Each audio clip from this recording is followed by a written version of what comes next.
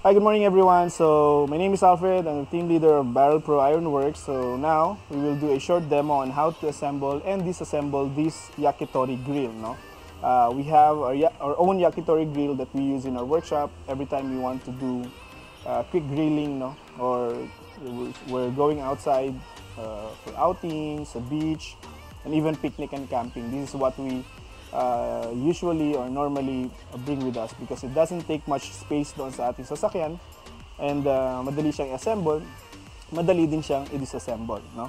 Alright, so you have this yakitori grill that's flattened and you have 5 parts, no?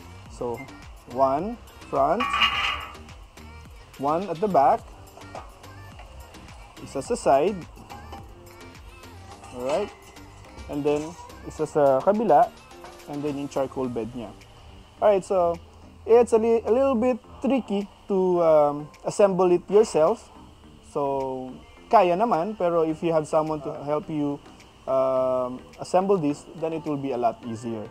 But for now, since for the demo, I'll be doing it all alone, no?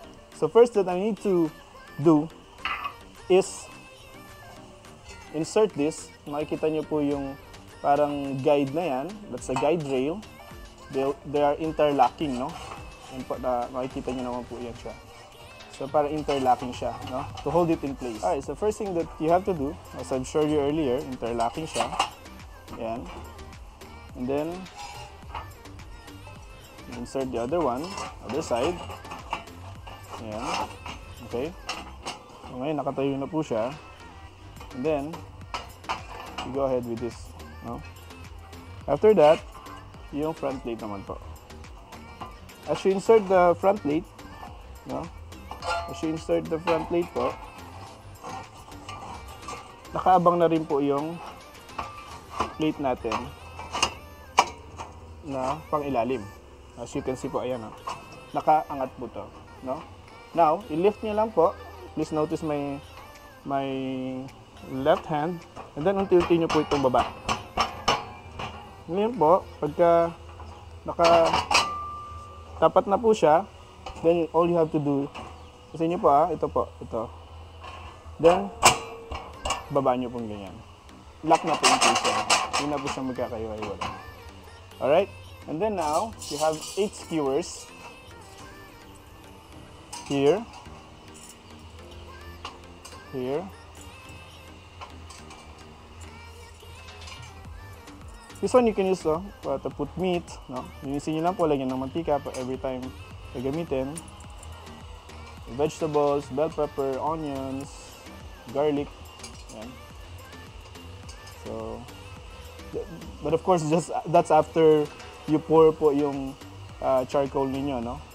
May butas naman sa ilalim. What we do po, nang nagka-camping and picnic kami, kumukuha po muna kami ng mga parang mga tuyong damo.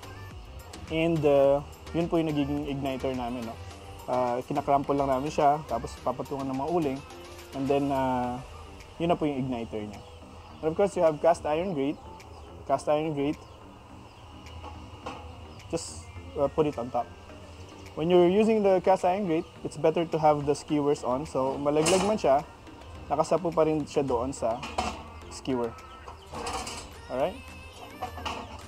And that's it. Now, how to disassemble it.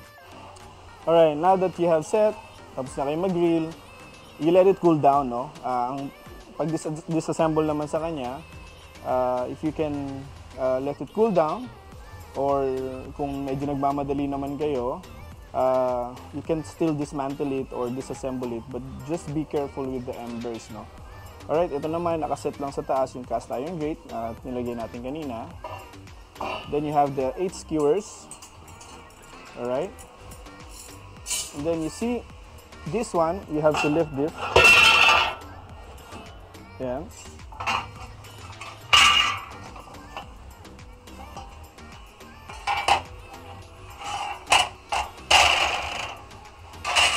And then you're all set.